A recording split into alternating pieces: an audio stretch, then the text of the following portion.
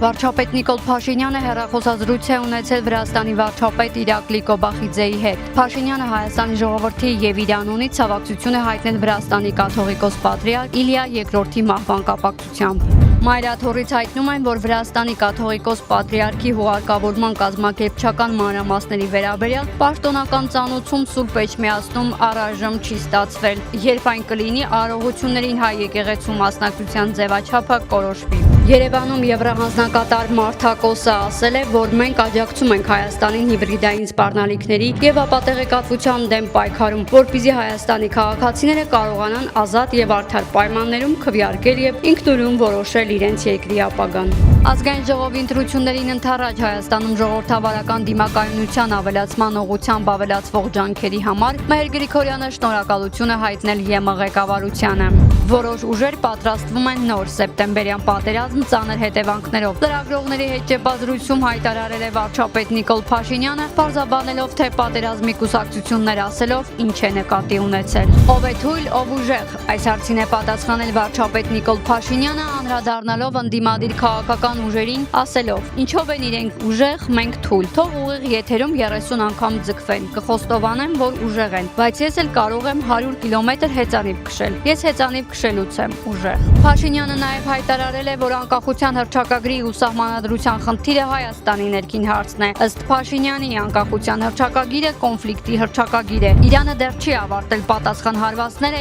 իր էներգետիկ ենթակառուցվածքների վրա ԱՄՆ-ի եւ Իսրայելի հարձակումներին, հայտարարել է Իրանի զինված ուժերի կենտրոնական շտաբի ներկայացուցիչը։ Իսլամական հեղափոխության պահապանների կորպուսը հայտարարել է, որ հարձակվել է Իսրայելի ազգային անվտանգության նախարարության վրա՝ ի պատասխան Իրանի հետախուզության նախարար Խատիբի մահվան։ Այսօրվա դրությամբ մենք հարվածներ ենք հասցրել ավելի քան 7000 թիրախի Իրանի ողջ տարածքում եւ նրա ռազմական ենթակառուցվածքներին, հայտարարել է Պենտագոնի ղեկավարը։